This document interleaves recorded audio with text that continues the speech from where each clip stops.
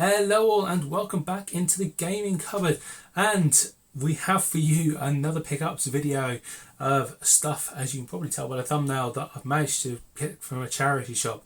And it's a bit of a kind of roulette situation because it was a gamble of things I picked up, but everyone loves a story, so I thought I'd share this one with you in its own kind of individual little video. I'm sorry it's been a while since I've actually done a video, and a couple of people have asked, is everything okay, what's going on? But it's just been that December's been an absolutely ridiculously busy month for me, and trying to have 10-20 minutes to sit down and record a video has just been time that I haven't had available. So for all the people who stuck with me and asked or what have you, thank you very much for that. And if you're new, if you stumbled into my corner of the world just looking for games and gameplay videos, thanks very much for coming. I'm hoping you will enjoy the video, and yeah, there'll be something for you from it. But before we get into the video, I will address the video playing in the background, and the reason I picked this game, which if you don't know what it is Oddworld Abe's Odyssey on the original PlayStation. And the reason I've got this game on in the background is because after my last video, at least I think it was my last video, it's been that long, a lot of people said they'd never played an Oddworld game, which blew my mind because Oddworld, as far as I'm concerned, is one of the best games on the PlayStation 1. To give it its dues as a 20-second maybe rundown on this one, it involves the trials of Abe the Mudokon, who was on the screen moments ago, and he is a slave in a meat factory run by the evil Gluckons, who are turning the Mudokons into food. He has to escape the factory and save his co-workers, and you have these lovely kind of factory backgrounds like the one I've got there, very aptly playing, where it will go from this into kind of a tribal thing. And like I say, it's a platformer puzzle game where you have to run, jump, roll through things, but you also have the puzzle bits of taking over enemies through chanting and getting them to help you progress in areas. Fantastic game, and if you have the means to pick it up, I believe it has got a remastered edition. It's certainly got one where they did a new and tasty version, which I think was on the PlayStation 4, probably other consoles as well, I don't know, but it's definitely one to pick up and have a go if you haven't already. I'm sure it's available to download as well.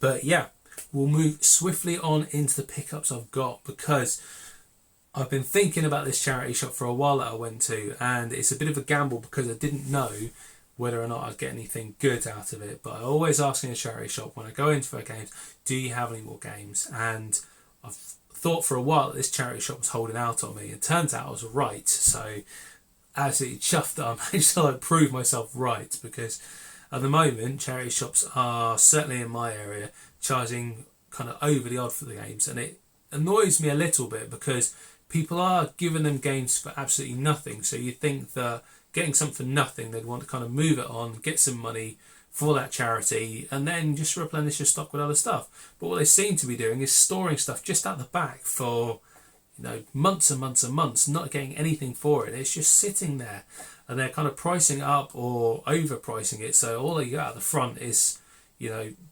FIFA games, which they want about £5 each for, and it's like, why do that? If you're working towards a charity, if people are giving you stuff for free, price it up at a reasonable price, you'll sell it, people will want it, and then you can move stuff on, and that's just how it should be. Maybe I'm wrong, maybe there is a genuine reason why they're keeping these in the back room, maybe they're hoarding the games, who knows.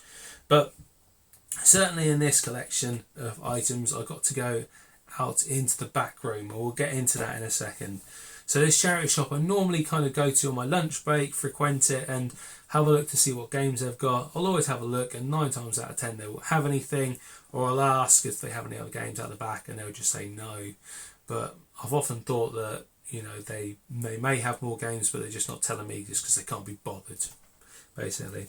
So I went in there and had a look at the little basket they've got under the DVDs, and it's just a basket that maybe holds 5 games, see if there's anything new in there.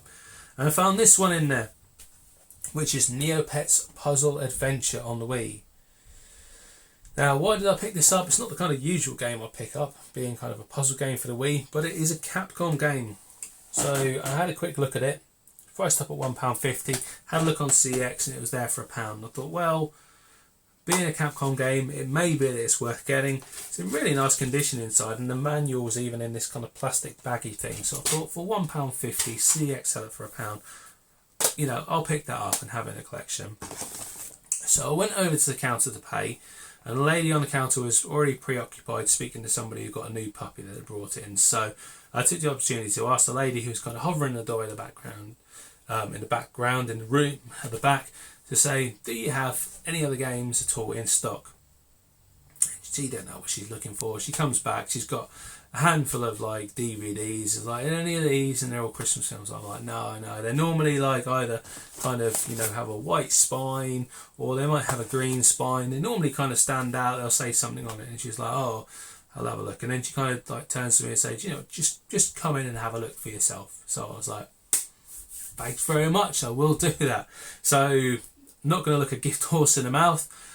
Straight away went into the background, turn a corner, and I see a massive pile of computer games just sitting there, and a tub full of games as well. And so I kind of happily sit down and kind of start looking through the games and like making myself a little pile.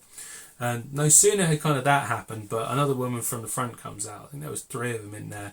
And I was like, oh, what are you doing in here? I was like, oh, I'm just looking through the games so later I can come and have a look. And she's like, oh, no, you can't be in here. If my boss comes in here and catches you, she'll like go mental. I was like, well, just having a look at the games. I just came to buy some games. Is it okay if I just like, you know, grab some? She's like, oh, no. I was like, well, you know, I'm looking at these, I want some of these. If you don't want me in the back room, you've got a tub here, can you just drag the tub over to the door and I'll have a look in the doorway? It's like, no, I can't do that.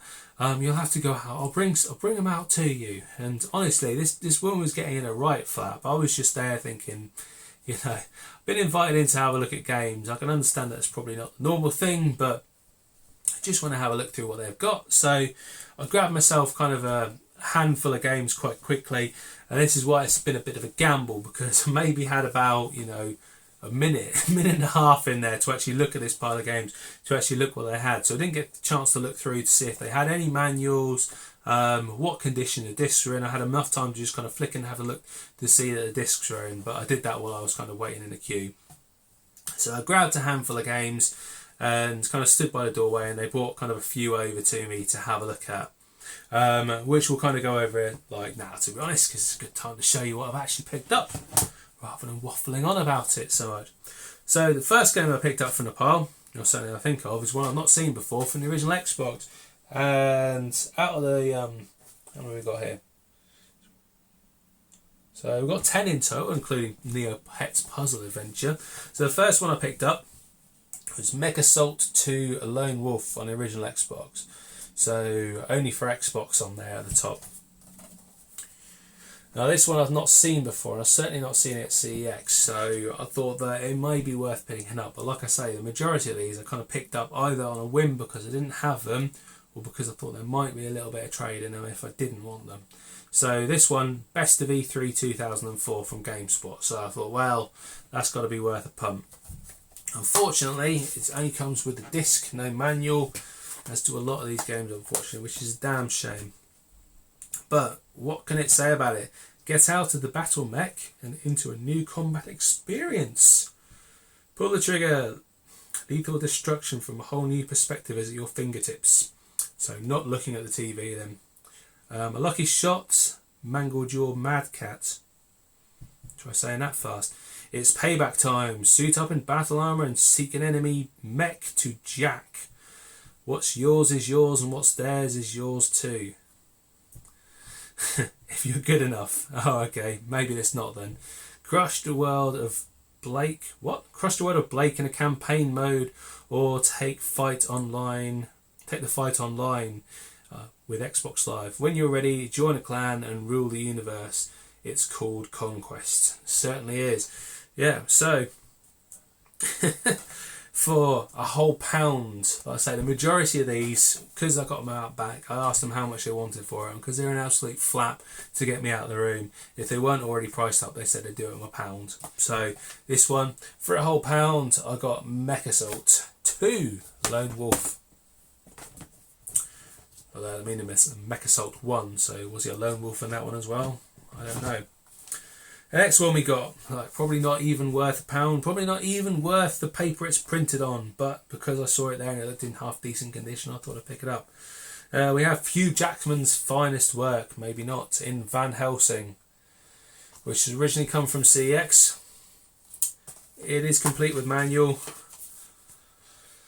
but seeing as some child somewhere was so enthralled with the game that I decided to colour in the CEX label, I don't think I'm in for much of a game here. But originally cost 75p at CEX. But to be honest, seeing it in that kind of, it's in really nice condition overall. It's got the manual for £1. I thought, well, I'll pick it up. I was in two minds about some of these, but some of them, if I haven't gone for the collection, I thought I'd pick them up, on a whim.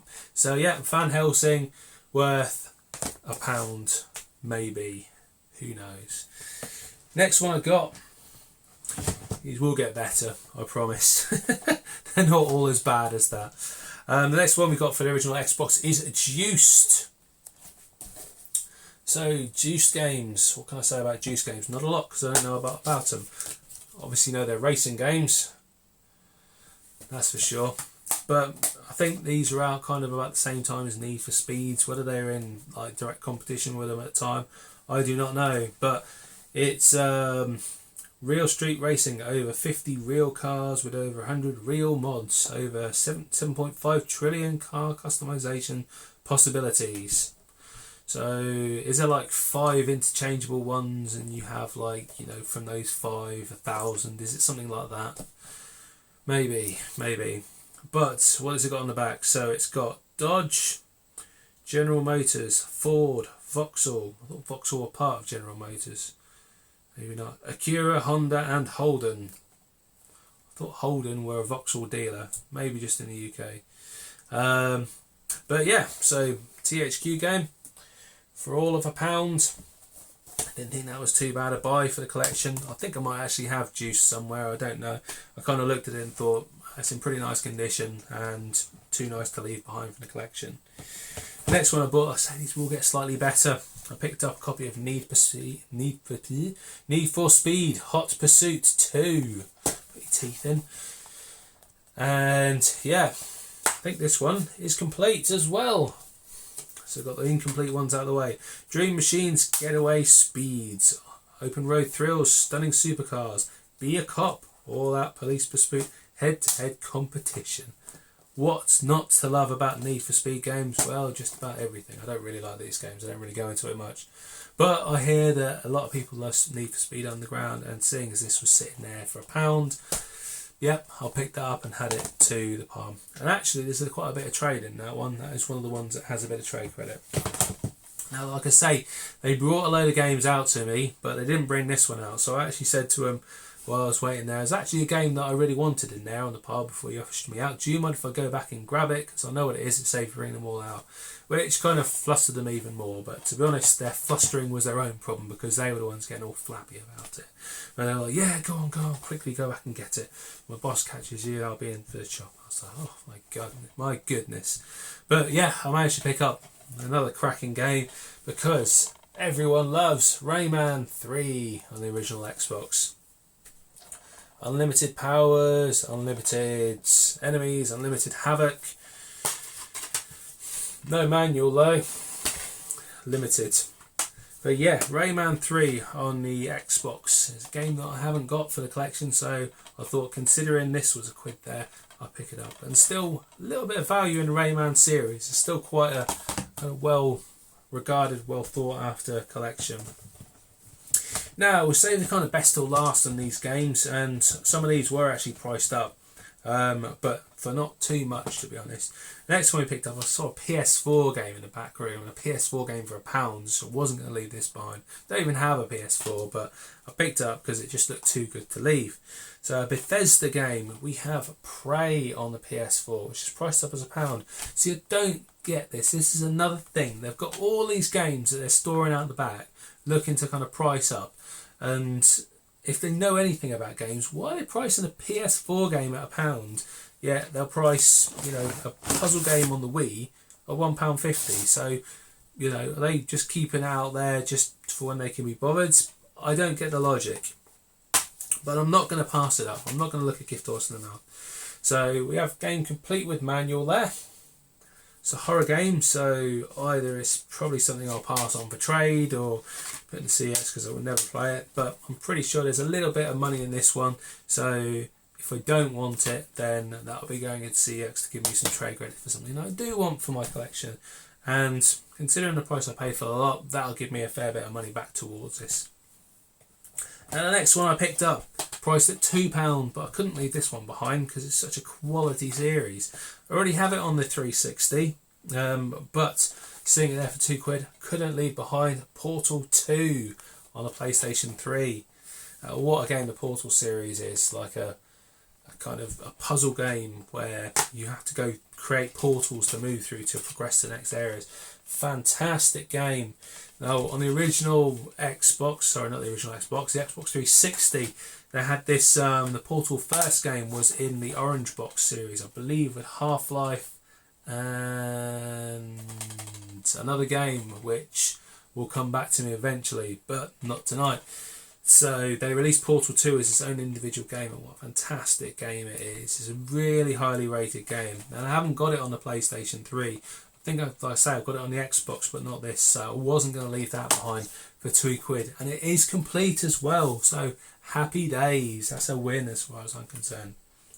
Now down to the last two games, and I'm really, really happy to find these games because one I just wouldn't expect to find in a charity shop, first of all, but one I've just been looking for ages. So we'll do that one first. Well, we'll do the other one first.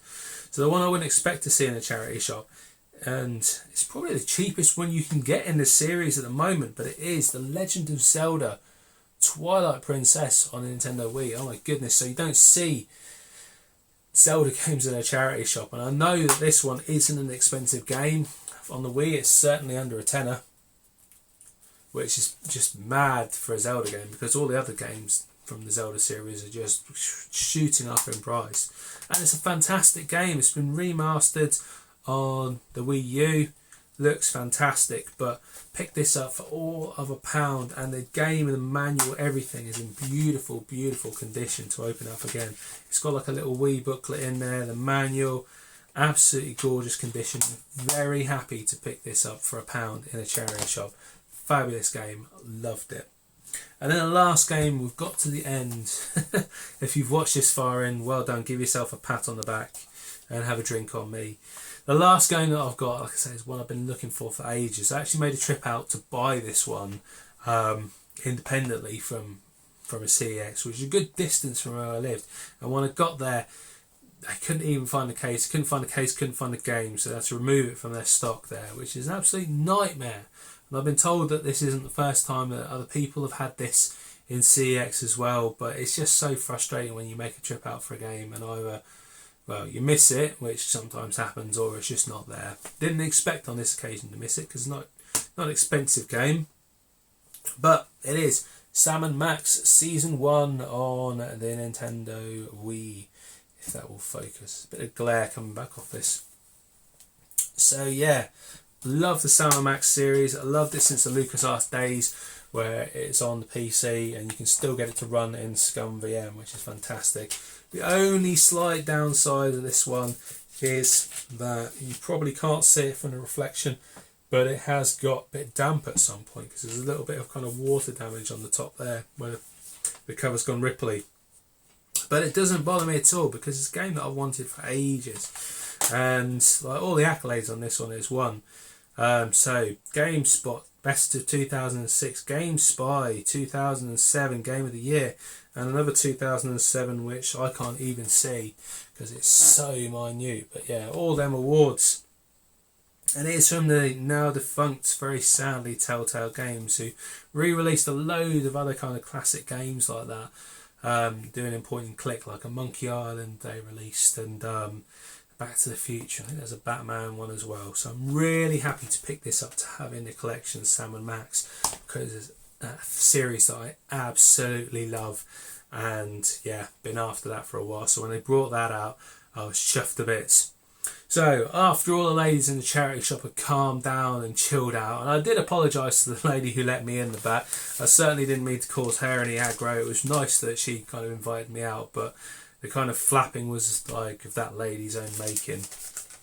But it just goes to show that if you ask people in charity shops, if you're nice and you get the right person, then they will actually go out the back and look for you. And even the woman on the till who's pricing them up says, I don't know why they're making such a fuss of it, because we got to move them on, we've got to sell them. They're not doing any good to anybody sitting out in the back, which is the point of view I take on it.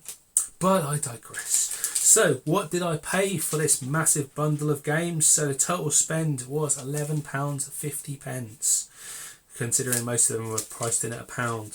So I did a quick look on this to see what the value would actually be if I went to CX and was to trade them in.